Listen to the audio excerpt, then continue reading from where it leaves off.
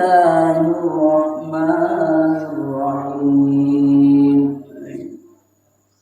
قل أعوذ برب الفلق من شر ما خلق ومن شر غاسق إذا وقب ومن شر النفاثات في العقد ومن شر حاسد إذا حسد بسم الله الرحمن الرحيم قل أعوذ برب الناس ملك الناس إله الناس من شر الوسواس الخناس الذي يوسوس في صدور الناس من الجنة والناس أو كما قال عليه الصلاة والسلام إن الله وملائكته يصلون على النبي يا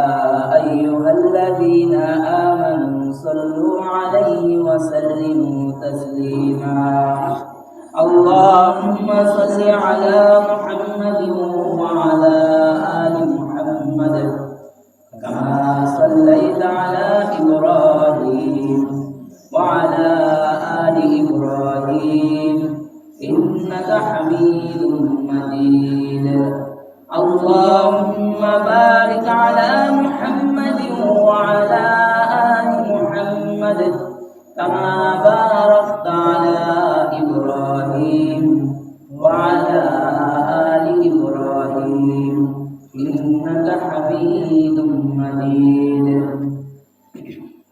الحمد لله মহান আল্লাহ পাক রব্বুল আলামিন দরবারে লাখো কোটি শুকরিয়া যে আল্লাহ পাক রব্বুল আলামিন প্রতি সপ্তাহের মতো এই সপ্তাহেও আল্লাহর ঘর মসজিদে জুমার নামাজের উদ্দেশ্যে আসার এবং বসার তৌফিক দান করেছে সেই বিশ্ব মালিক বিশ্ব প্রতিপালকের দরবারে শুকরিয়া দান করি বলি আলহামদুলিল্লাহ। মোহতারাম হাজিরিন, আমি আপনাদের সামনে দুইটা সূরা পাঠ করছি। সূরা দুইটা মাশাআল্লাহ সবাই পারে। আসলে এই সূরা দুইটার এত গুরুত্ব, বুজুর্গ হযরত উলামায়ে কেরাম বলছে মানুষের জন্য যেভাবে শ্বাস প্রশ্বাস মানুষের জন্য যেভাবে জরুরি, মানুষের জন্য যেভাবে খাদ্য প্রয়োজন, মানুষের যেভাবে পোশাক আদির প্রয়োজন হয়, সূরা দুইটাও মানুষের এভাবেই প্রয়োজন। আমরা জানি, আমি গেল সপ্তাহে আলোচনায় জিনের কথা উঠাইছিলাম নাকি মাঝখানে, সেটা তো সংক্ষিপ্ত বলছিলাম। অনেকে বলে জিন নাই। আরে আপনি হুজুর মানুষ, আপনি এগুলো বলেন না। যদি কেউ বলে জিন নাই, তাহলে সে ইমানই থাকবে না। কারণ জিন নাই, এখানে ইমানের সাথে সম্পর্ক কি? কারণ আল্লাহ কোরআনে বলছে ওয়ামা খালাকতুল জিন্না ওয়াল ইনসা ইল্লা লিয়াবুদুন, আমি মানুষ এবং জিন জাতিকে সৃষ্টি করেছি আমার ইবাদতের জন্য। তো যে জিন অস্বীকার করে সে আল্লাহ কোরআনের এই শব্দকে অস্বীকার করছে। আর কোরআনের একটা অক্ষরও যদি কেউ অস্বীকার করে তার ঈমান থাকে না। আবার অন্যত্র আল্লাহ বলে ওয়ালাকাদ যারানা লিজাহান্নামা কাসীরাম মিনাল জিন্নি ওয়াল ইনস, এখানে আল্লাহ বলছে আমি মানুষ এবং ইনসান এবং জিন বানাইছি, কিন্তু তাদের জন্য জাহান্নামও বানাইছি। যারা চোখ আছে চোখে দেখে না, মুখ আছে বুঝে না, অন্তর আছে অন্তর দিয়ে খেয়াল করে না, কান আছে কানে শোনে না, এদের জন্য জাহান্নাম বানাইছি। আসলে কোরআনটা আমাদের কাছে আল্লাহ পাঠাইছে, আমরা বিভিন্ন বাচ্চাদের গলায় তাবিজ দেই কিনা? কেন দেই? জিনের আসর পড়বে না, মানুষের বদনজর লাগবে না। আচ্ছা, আজকে একটা জিনিস কি প্রমাণ করতে পারবেন? আল্লাহর রাসূল সাল্লাল্লাহু আলাইহি ওয়াসাল্লাম, আল্লাহর রাসূলের উপরে তো কোরআন নাজিল হয়েছে নাকি? সন্দেহ আছে কোনো? আল্লাহর রাসূলের উপরে কোরআন নাজিল হয়েছে। আল্লাহর রাসূল সাল্লাল্লাহু আলাইহি ওয়াসাল্লাম কোনদিন হাতে গলায় কোমরে তাবিজ বাঁধছে? না। সাহাবায়ে কেরাম বাঁধে নাই। এবার কথা, এখানে এক হযরতের ছেলের সাথে আমার কথা হয়েছে। তাই হযরত হইল তাবিজ বেচে, তো তার ছেলে ওই ব্যবসা নিতে চায়। আমি বললাম এই সমস্ত বাদ দিয়া কাজের কাজ অন্য কিছু করো। বললো আচ্ছা দেখো আমার শোনো, ঠিক আছে আমি বলছি কোরআন তো পড়ে আমল করার জন্য। আল্লাহ তো কোরআনে অনেক তাবিজ রাখছে, কিন্তু বান্দা আমল করবে আল্লাহ ফল দেবে। তো তাবিজের কি প্রয়োজন? সে আমাকে খুব সুন্দর উদাহরণ দিচ্ছে। এই উদাহরণ দিলে আপনারা বলবেন যে হ্যাঁ ঠিক কথাই তো বলছে, যে যারা কোরআন পড়তে পারে না তারা কি করবে? আসলেই তো আমি কোরআন পড়তে পারি না, তাহলে আমার এটা দরকার। এটা ভাবতেও তো শরম লাগে যে মুসলমানের বাচ্চা কোরআন শরীফ পড়তে পারবে না। আর যারা তাবিজ ঝুলায় এরা কোরআনের সাথে সর্বমুহূর্ত বেয়াদবি করতে থাকে, কারণ কোরআন পাক ছাড়া ধরা যায় না, নাকি? তো মনে করেন এক পুরুষের গায়ে যদি তাবিজ থাকে, স্বামী স্ত্রী সহবাসের পর পুরুষ তো নাপাক হয়ে গেল, বাথরুমে গেল উজু ভেঙে গেল, ইস্তেঞ্জা করলো উজু ভেঙে গেল, তো সে এই অবস্থায় কোরআন হাতের সাথে লাগাই রাখছে, কোমরের সাথে লাগাই রাখছে, গলার সাথে লাগাই রাখছে। বরং যখন বাথরুমে ছিল তখনও তার সাথে কোরআন ছিল, বরং সে এক প্রকার কোরআনকে অপমান করছে, অথচ নিজেও জানে না। আবার এই তাবিজের ভিতর কিছু সংখ্যা আছে, আবার তাবিজের ভিতরে কিছু নাম আছে। আমি তাবিজের কাগজ নিজে হাতে নিয়ে দেখছি, আয়াতুল কুরসিও দিছে আমাকে। এক হুজুরে, আমি যার মাদ্রাসায় ক্লাস করাইতাম, সে ওই কাজটা করে আমাকে পাঠাইছে যে ওখানে ফটোকপির কাগজ নিয়ে আসা। তখন আমি দেখলাম কম্পিউটার থেকে বের করে দিছে। তো আমি বের করে হাতে নিলাম, যেটার ভিতরে কি লেখা আছে। হ্যাঁ, আয়াতুল কুরসিও লেখা আছে, সূরা ফালাক নাসও লেখা আছে, কিন্তু পাশে পাশে আরো বিভিন্ন কিছু লেখা আছে যেগুলোর দ্বারা শিরিক হয়ে যায়। কারণ একমাত্র কারো যদি রোগ হয়, এই রোগ মুক্তি কর্মীওয়ালা তিনি কে? আল্লাহ। মুহাম্মদুর রাসূলুল্লাহ সাল্লাল্লাহু আলাইহি সাল্লামের ক্ষমতা নাই। হ্যাঁ, আল্লাহর রাসূলের থুতু মুবারক খেয়ে আল্লাহর রাসূলের থুতু মুবারক আবু বকরের বিষ নিঃশেষ করে দিছে, কিন্তু সেটা হলো আল্লাহ দিছে তাই হয়েছে। তো সেখানে লেখা থাকে ইয়া আলী, ইয়া হাসান, ইয়া হোসাইন, তার মানে আলীরও ক্ষমতা আছে, আল্লাহরও ক্ষমতা আছে, হাসান হোসাইনেরও ক্ষমতা আছে। এগুলো আবার বাজারে বিভিন্ন রকম পাওয়াও যায় নামগুলা। আমরা তো মনে করি সাহাবায়ে কেরামের নাম, আমরা এটা মনে করি কিনে আনি। আসলে জেনে বানাইছে শিয়ার গোষ্ঠী, এরা তো বানাইছে এই উদ্দেশ্যে। তো আল্লাহ কোরআনের ভিতরে বিভিন্ন কিছু শেফা দিয়ে রাখছে। সূরাতুল ফাতিহা, সূরা ফাতিহা পারেন না কেউ আছেন? সূরা ফাতিহা যেমনি হোক, শুদ্ধ হোক অশুদ্ধ হোক, মোটামুটি সবাই পারে। মানে সূরা ফাতিহাটা এমন হয়ে গেছে আমরা সবাই পারি। যেমন যে রোগই হোক না কেন, নাপা ওষুধ ঘরে থাকে, সূরা ফাতিহা তার নাপা ওষুধ না, কিন্তু সূরা ফাতিহার যে পাওয়ার, যত অ্যান্টিবায়োটিক আর যত ওষুধ আছে সমস্ত ওষুধের উপরে।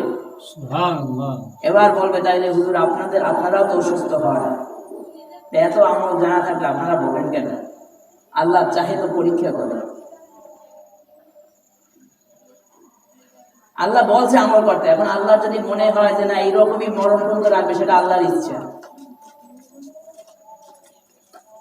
এমনও সময় হয় আমরা তো হুজুরদের কাছেই শুধু ফোনেতে আসি, হুজুর ফু দিয়ে দেন।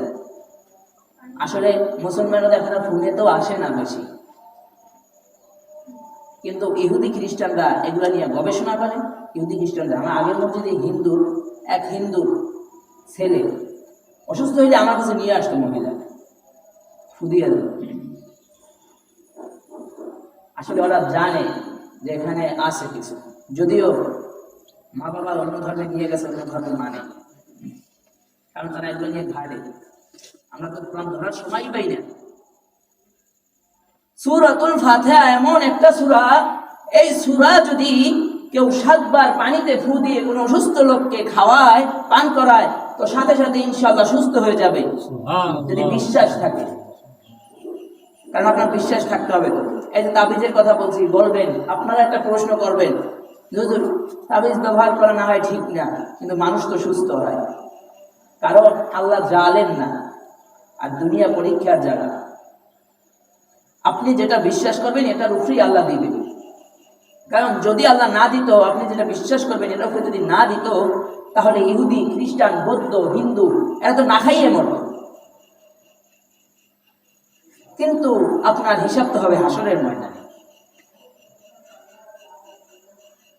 তো সূরাতুল ফাতিহা আমরা তো, আপনি এমন একটা সময় রাত্র 3টে আপনার স্ত্রী অসুস্থ হয়েছে, রাত্র 4টা বাজে 2টা বাজে আপনার ছেলে অসুস্থ হয়েছে, তখন আপনি কি করবেন? হুজুরের কাছে আসবেন দৌড়াইয়া? প্রশ্ন আসা ঠিকও না। তো আপনি নিজেই ফুদিয়া বিশ্বাস রাখবেন যে এটা করলে আল্লাহ সুস্থ করে দিবে। যদি বিশ্বাস রাখেন তো হয়ে যাবে ইনশাআল্লাহ। সাহাবায়ে কেরামের আমলে, সাহাবায়ে কেরাম যুদ্ধের ময়দানে আছে, সাহাবায়ে কেরাম যুদ্ধ করতে করতে সাহাবাদের খাবার দাবার শেষ হয়ে গেছে, খানা শেষ হয়ে গেছে। পাশে খ্রিস্টান পল্লী ছিল, খ্রিস্টান পল্লীতে গিয়ে সাহাবায়ে কেরাম রাদিয়াল্লাহু তাআলা বলতেছে, ও ভাই, আমরা এখানে যুদ্ধে আসছিলাম, আমাদের খাবার শেষ হয়ে গেছে, আমাদেরকে কিছু খাবার দেওয়া যায়? আমাদেরকে কিছু খাবার দেবেন কিনা? খ্রিস্টানরা বলে, না, তোমাদেরকে খানা দেব না, এখন তো আমরা ইহুদি খ্রিস্টানের খানা খাই। হিসাব রাখবেন, বলবেন খ্রিস্টানরা আমাদের খাওয়ায়। ও ভাই, এখন যদি খাওয়ায়, কারণ জানে আপনি মুসলমান আর এখন মুসলমান নাই, সেই জন্য আপনারে খাওয়ায়। যদি এখন খাওয়ায় তো তখন খাওয়াইলো না কেন? তখন যখন মুসলমানরা বিপদ করে খ্রিস্টানদের কাছে গেছিল, ভাই আমাদের খাবার শেষ হয়ে গেছে, তখন খ্রিস্টানরা কিন্তু খাবার দেয় নাই, মুসলমানদেরকে ফিরিয়ে দিছে। কিন্তু তৎক্ষণাৎ ইতিমধ্যে খ্রিস্টানদের যিনি নেতা, এই নেতাকে বিচ্ছু কামড় দিছে, বিচ্ছু কামড় দেওয়ার কারণে যন্ত্রণায় ভুগতেছে। অনেক ডাক্তার কবিরাজ দেখাইছে কিন্তু রোগ ভালো হয় না। এবার খ্রিস্টানরা বলে, চলো পাশে মুসলমানদের কাছে যাই, দেখি মুসলমানরা কেউ ঝাড়ফুঁক করে কিনা। মুসলমানরা যদি কেউ ঝাড়ফুঁক করে তাহলে তাদের কাছ থেকে ধরায় নিয়ে আসবো। খ্রিস্টানরা গেছে মুসলিমদের কাছে, কি ভাই কেউ আছে তোমাদের মধ্যে যে ঝাড়ফুঁক করে? মুসলমানদের আমির বলতেছে, হ্যাঁ ঝাড়ফুঁক তো করি। বলে কি হয়েছে বলো? খ্রিস্টানরা বলে, আমাদের নেতা কে বিচ্ছু কামড় দিছে, আমাদের নেতা অসুস্থ হয়ে আছে, অনেক ডাক্তার কবিরাজ দেখাইছি কিন্তু সুস্থ হয় না। মুসলমানের নেতা বলতেছে, ঝাড়ফুঁক করি ঠিকই, কিন্তু তোমাদের নেতাকে ফু দিব না। খাবার দিছিলা? খাবার দাও নাই, যাও, ঝাড়ফুঁক হবে না। তো এবার বলতেছে, যদি আমাদের নেতাকে সুস্থ করে দাও, ঝাড়ফুঁক করে যদি সুস্থ করে দিতে পারো, 30টা বকরি দিব। তো এবার মুসলমানদের আমির ঝাড়ফুঁক করার সাথে সাথে সুস্থ হয়ে গেল। যখন ফু দিয়েছে সাথে সাথে সুস্থ হয়ে গেছে। এর আগে অনেক ডাক্তার কবিরাজ দেখাইছে, সুস্থ হয় নাই। তো 30টা বকরি তো খ্রিস্টানরা দিয়ে দিছে। এবার মুসলমানরা বকরিগুলা পেয়ে গেল। বকরি পাওয়ার পরে এবার বলতেছে যে বকরি তো পাইছি 30টা, কিন্তু এগুলা খ্রিস্টানরা দিছে, এগুলা খাওয়া জায়েজ হবে না হারাম হবে? হালাল হবে না হারাম হবে? আগে খাওয়া যাবে না। চলো আল্লাহর রাসূল সাল্লাল্লাহু আলাইহি সাল্লামের কাছে যাই। তো সাহাবায়ে কেরামের দল আল্লাহর রাসূল সাল্লাল্লাহু আলাইহি সাল্লামের কাছে গিয়ে বলে, আল্লাহর রাসূল, এরকম এরকম ঘটনা, এই 30টা বকরি খ্রিস্টানরা আমাদেরকে দিছে, এগুলা কি খাওয়া যায় হবে কিনা? আল্লাহর রাসূল সাল্লাল্লাহু আলাইহি ওয়াসাল্লাম বলতেছে, যাও, যাই পাকাও, তোমরাও খাও, আমার জন্য রাখিও।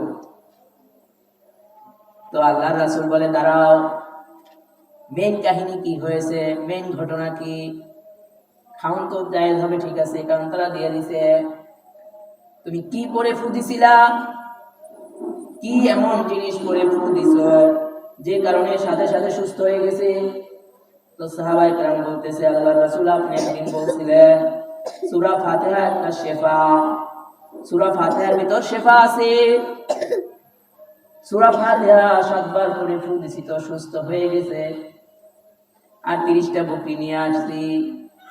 এখানে একটা মাসালা, পানি ভরা নিতে আসলে হুজুরের কাছে বা হুজুরের কাছে ফু দিতে নিতে আসলে কিছু দিলে সেটা হারাম হবে না, এটা জায়েজ আছে।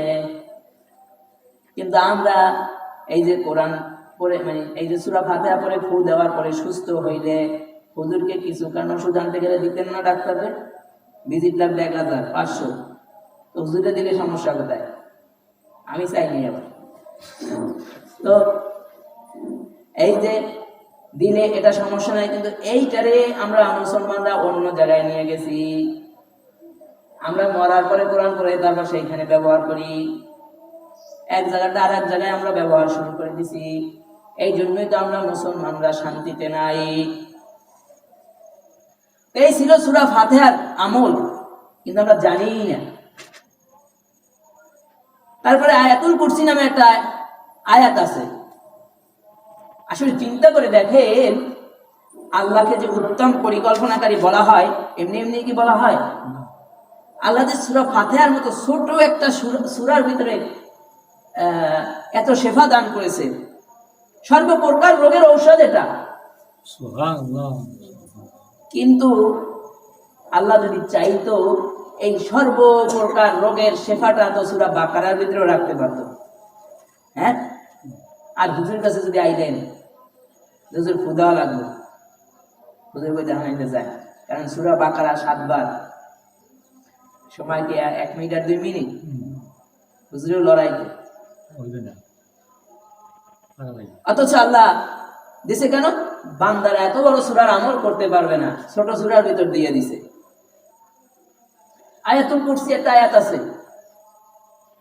আসলে আমরা তো রাস্তাঘাটে তাবিজ বেচে এরকম করে, এই তাবিজ ব্যবহার করলে, এই গাছ ব্যবহার করলে আপনি 1 বছরের মধ্যে কোটিপতি হয়ে যাবেন, এইটা ব্যবহার করলে হারানো প্রেম ফিরে পাবেন, এইটা ব্যবহার করলে প্রেম করে শেখা খান না, সে আবার তার প্রেমিকাকে ফিরে পাবে, স্বামী স্ত্রীর অমিলন, আবার সুন্দরময় মধুময় জীবন হবে। এরকম বিভিন্ন সুরে সুরে বিভিন্ন গাছ এটা সেটা বেচে নাকি? তো যখন সে বিক্রি করে আমরা তো বুঝি না, আমরা কিনে নিয়ে আসি। তাকে বলা উচিত ছিল যে দেখা, এইটা ব্যবহার করে যদি 1 বছরে কোটিপতি হওয়া যায়, তুই রাস্তার পাশে বসে কেন এগুলো বেচতেছে? এখনো তুই কি একটাও ব্যবহার করস নাই? যে বেচতেছে ইনি কোটিপতি হয় নাকি মানুষের কোটিপতি বানাইতেছে? বদনজর, বদনজর এটা এমন একটা নজর, এটা আমরা অনেকে মনে করি এসব কিছু না। আল্লাহ রাসূল বলছে বদনজরটা এমন নজর যে কাউকে কবর পর্যন্ত নিয়ে যায়। আমরা তো আমাদের সুখময় জীবনটাকে আরেকজনের সামনে পেশ করি, তখন সে আবার বলে আহা এরকম হয় নাই। এই যে মুখের তাসির, ওই এরকম হয় নাই বলছে, এই জন্য সব পরে 14 গোষ্ঠী উদ্ধার হয়ে যায়। পরে বলে আরে কি যে হইল, বালা মুসিবত যাই না। এই বদনজর থেকে বাঁচার জন্য আয়াতুল কুরসি আল্লাহ দিয়ে দিছে, বদনজর থেকে বাঁচার জন্য সূরা ফালাক নাস আল্লাহ দিয়ে দিছে। এগুলো আপনিও পারেন। সূরা ফাতিহার মতো সূরা দিয়ে দিছে আল্লাহ, কিন্তু আমলের খবর নাই আমাদের। কেউ যদি আয়াতুল কুরসি 5 ওয়াক্ত ফরজ নামাজের পর আমল করে, নামাজ পড়ার পর যদি কেউ আয়াতুল কুরসি পড়ে 5 ওয়াক্ত নামাজে, সকাল সন্ধ্যাটা তো আলাদাই, তো আল্লাহ রাসূল বলে যে তার জান্নাতে যাওয়ার জন্য শুধু মাঝখানে মৃত্যুটা বাকি, এই মৃত্যুটাই পর্দা হয়ে দাঁড়ায় দিচ্ছে। সুবহানাল্লাহ, আরো আসতে পারে শুধু মরার সাথে সাথে জান্নাত। তবে হ্যাঁ, কথা আছে এখানে, 2টা জিনিস যার ভিতর না থাকবে, একটা হলো শিরিকের গুনাহ, আর হলো বান্দার হক নষ্ট না করা। শিরিক করেছেন, আয়াতুল কুরসি কেন? পুরো কোরআন তবে হয়ে গেল, কাজ হইল। আবার বান্দার হক, একজন আরেকজনকে ঠকাইছে, একজন আর একজনকে জুলুম করে ঘুষি মারছেন, একজন আর একজনকে জুলুম করে থাপ্পড় মারছেন, আর সে এই দাবি ছাড়ে নাই একজন আর একজন আর 2 টাকা কেমনে ঠকাইছেন, 1 টাকা ঠকাইছেন। এই চিন্তা থাকেন যে 1 টাকা যে ঠকাইবে, এই যে বান্দার হক বলা হয়, এই 1 টাকার কারণে হাসরের ময়দানে না জানি নিজের সব আমল দিয়া হইল পার পাওয়া নাও যাইতে পারে। তো এই 2টা জিনিস, বান্দার হক যিনি নষ্ট করবে আর যিনি শিরকের গুনাহ করবে, এনার জন্য না। কিন্তু এই 2টা জিনিস, এই 2টা গুনাহ যদি না থাকে, তাহলে আয়াতুল কুরসি যদি 5 ওয়াক্ত নামাজের পরে কেউ আমল করে, সে মরার পর সাথে সাথে জান্নাতে চলে যাবে। সুবহানাল্লাহ। এই আয়াতুল কুরসির কি ফজিলত?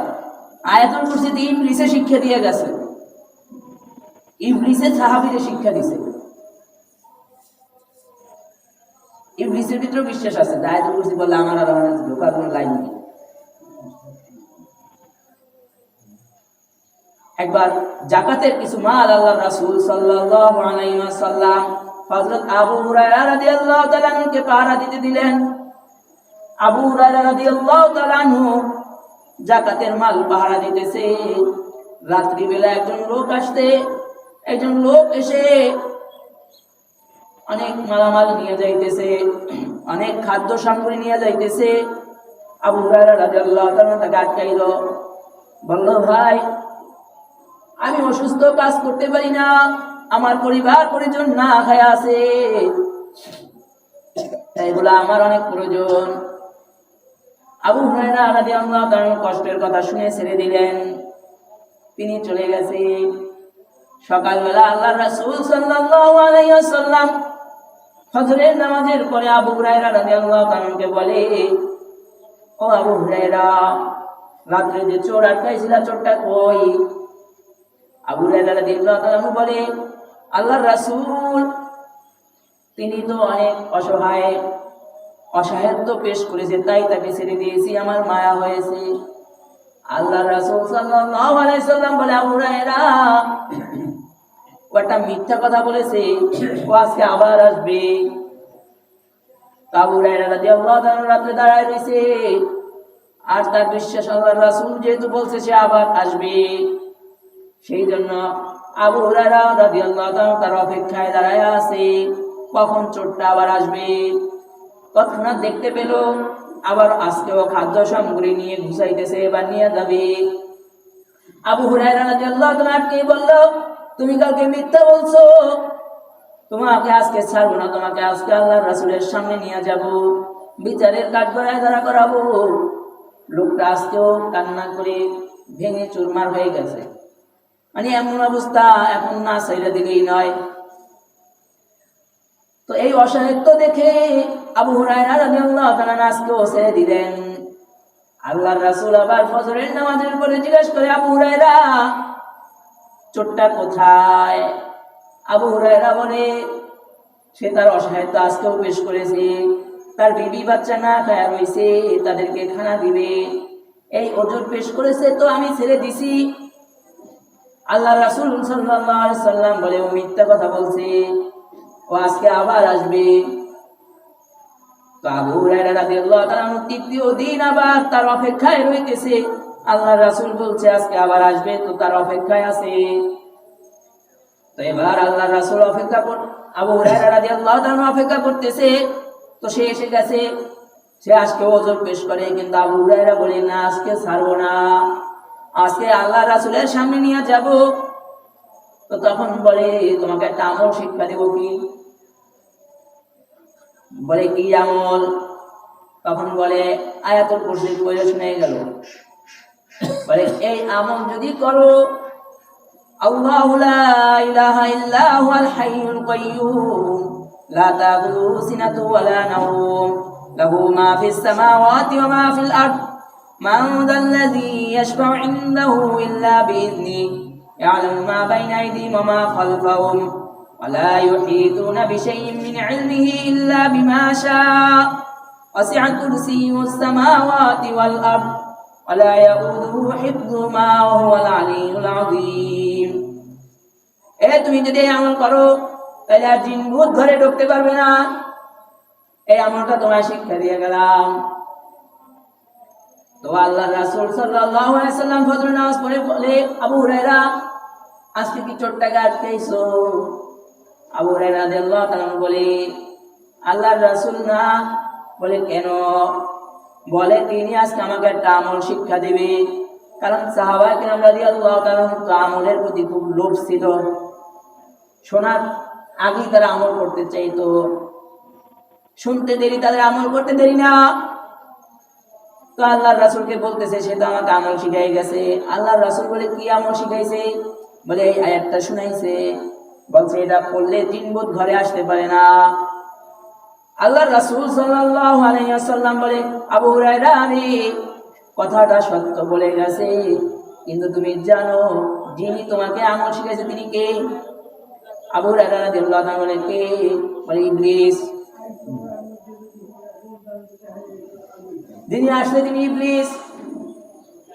রাত্রে যদি কেউ এদিকে তাকান, রাত্রে যদি কেউ আয়াতুল কুরসিটা পাঠ করে দুই হাত এভাবে রাখে, দুই হাত এভাবে রেখে আয়াতুল কুরসি পাঠ করে হাতের উপর ফু দিয়া তারপর যদি এভাবে শরীরটা বন্ধ দেয়, পৌঁছায় দেয়, ওই শরীরে আর কোনো জিন আসর করতে পারে না।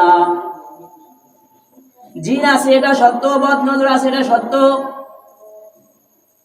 জিন বেশি মহিলাদের সাথে যায়, মহিলাদের সাথে থাকে বেশি, কারণ মহিলারা মাসে অসুস্থ হয় না, নাপাক থাকে, এই কারণে তাদের সাথে সঙ্গ দেয় বেশি।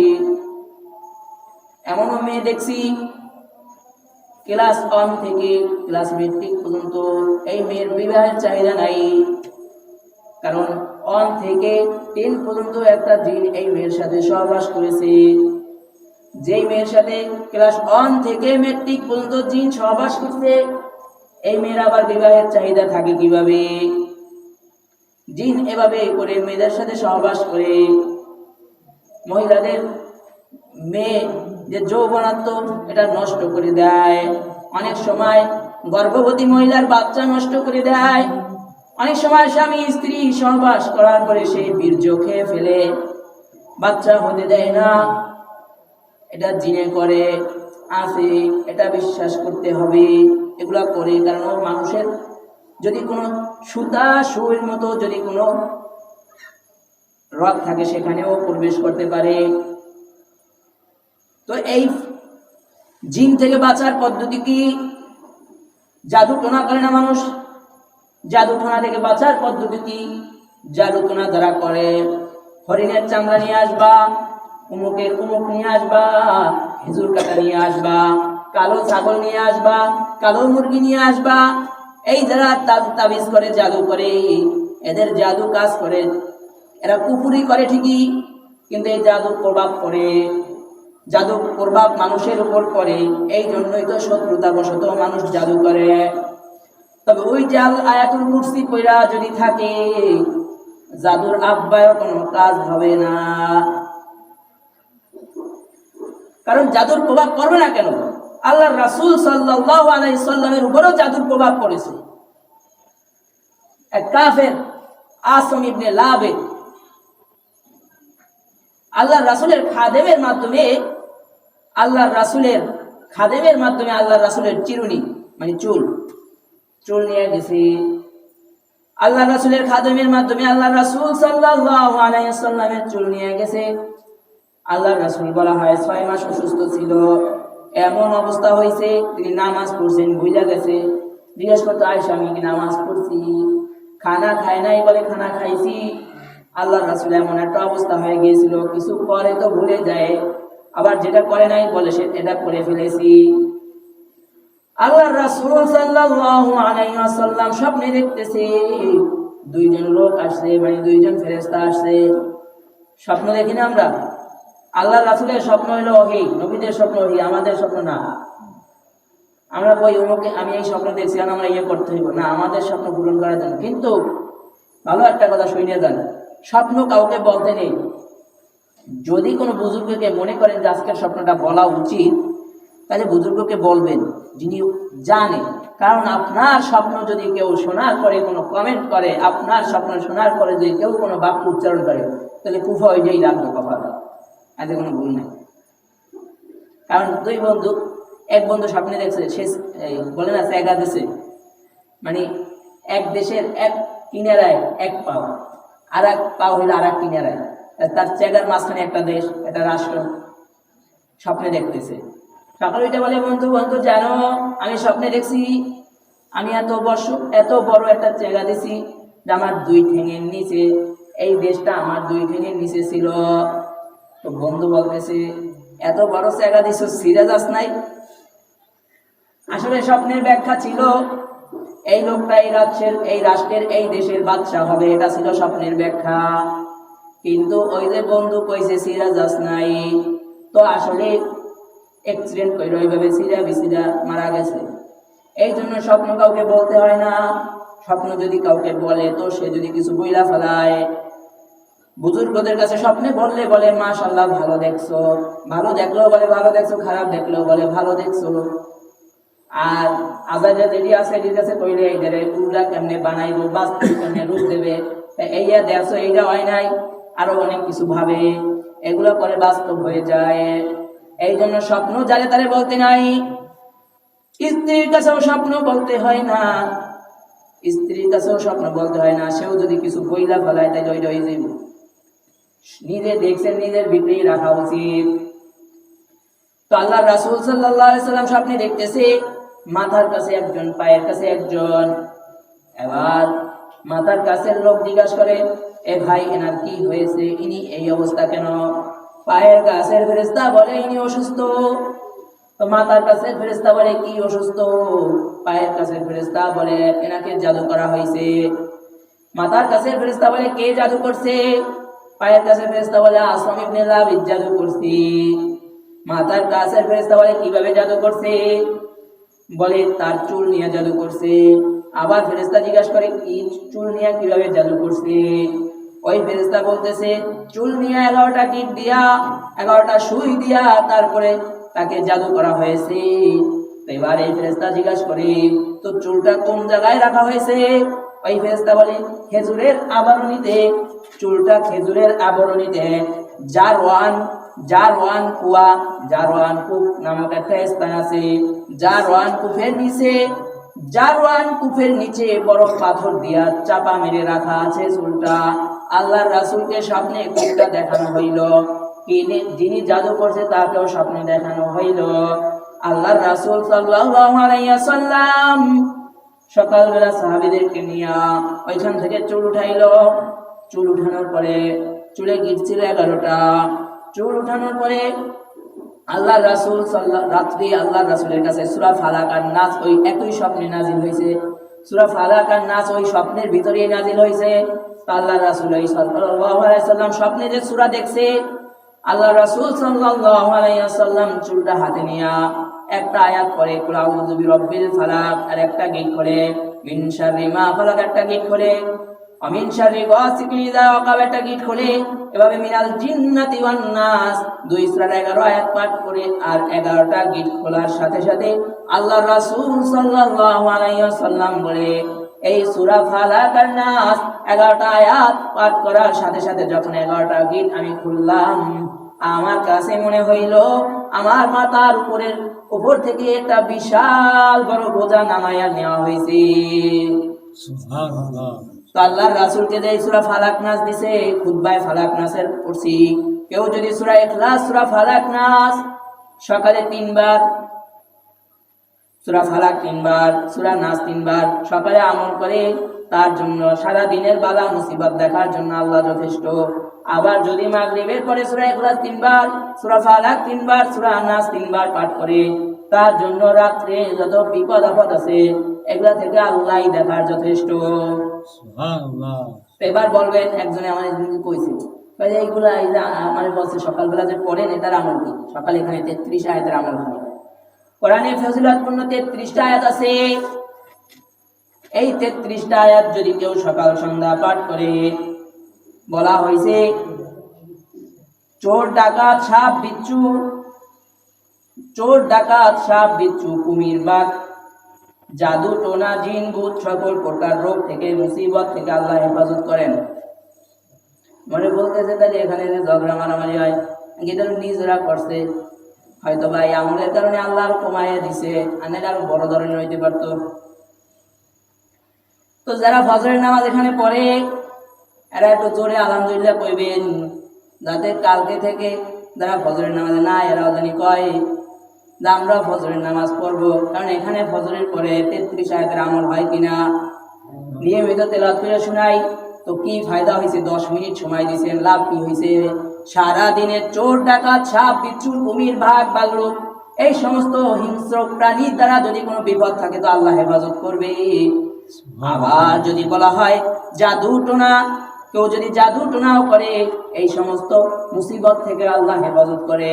আল্লাহ কোরআনটাকে আমাদের সামনে কিভাবে রেখে দিছে, কিন্তু আমাদের কোনো আমলের গুরুত্ব নাই। 10 মিনিট সময় দিলে এই আমলটা শুনতে পারেন, কিন্তু শুনেন না, সময় হয় না। সূরা ফালাক নাস পড়তে সময় লাগে না, সূরা ইখলাস আর ফালাক নাস 3-3 বার করে পড়তে সময় লাগে না, কিন্তু আমরা সময় দেই না। অথচ আমরা তাবিজ জুলাই গলায়, তাবিজ জুলাই কান্দে, তাবিজ জুলাই হাতে, আসলে তো তাবিজ হইল সূরা ইখলাস, সূরা ফালাক আর সূরা নাস। আল্লাহ রাসূলের 163 বছরের জিন্দেগিতে তিনি কোনোদিন তাবিজ ঝুলাই নাই, বরঞ্চ তিনি আমল করেছে। কোরআনকে তাবিজ ঝুলাই না, কোরআনকে কোন রোগ থেকে যদি মুক্তি পেতে হয় তাহলে পড়ে আমল করে মুক্তি পেতে হয়। তাবিজ ঝুলাইয়া আমল থেকে মুক্তি পাওয়া যায় না, বরঞ্চ তাবিজ ঝুলাইয়াটা শিরিক করে ফেললো, কারণ বিশ্বাস হয়ে গেল এখানে গাছ দিছি। হ্যাঁ, আল্লাহ বিভিন্ন গাছের বিভিন্ন উপকার রাখছে, যেমন কালিজিরা আছে না, কালিজিরা বলা হয়েছে সমস্ত রোগের শেফা আছে এই কালিজিরার ভিতরে, মরণ বাদে। আল্লাহ নিয়ামত দিছে। আবার আরেকটা খেজুর আছে, আজওয়া খেজুর, এটা যদি কেউ 6টা, সঠিক খেয়াল নাই সংখ্যা, 6টা বা 4টা কেউ যদি খায় সকালবেলা, তাকে যদি সাপেও কামড় দেয়, বিষধর সাপে, কোনো কিচ্ছু হবে না। আল্লাহ খেজুরের ভিতরে এই গুণ দিয়ে দিছে। তো এই সূরা ফালাক, নাস, সূরা ফাতিহা, এগুলো তো ছোট সূরা। সূরা ফাতিহা যদি কোনো সমস্যা হয় 7 বার করে ফু দিবেন, নিজেই দিতে পারবেন। তারপরে অনেক সময় হুজুরের কাছে নিয়ে আসবেন, সমস্যা নেই, কারণ হুজুরের তো আলাদা একটা আছে, বুজুর্গদের সাথে থাকে না, আমার কাছে না, অন্য জায়গায় নিয়ে যাই। তারপরে সূরা ইখলাস, সূরা ফালাক, সূরা নাস, এই 3টা সূরা 3 বার করে সকাল সন্ধ্যা আমল করবেন। রাত্রে ঘুমাইতে যাওয়ার আগে পাশে যদি ছোট বাচ্চা থাকে তারা পড়তে পারে না, এদেরকে পইরা ফু দিবেন, যাতে এর ভিতরে বদনজর না লাগে। বাচ্চাদেরকে খুব সতর্ক রাখবেন, যাতে জিন বদনজরের আছর যেন বাচ্চাদের উপর না পড়ে। নিজে পইরা আমল করে ফু দিবেন এবং আয়াতুল কুরসি এইভাবে করে নিজে ফু দিবেন। তাইলে আর কেউ যদি শত্রুতা বশত আপনাকে জাদু টোনা করে, এতে কোনো কাজ করবে না। আল্লাহ তাআলা আমাদেরকে আমল করার তৌফিক দান করুন।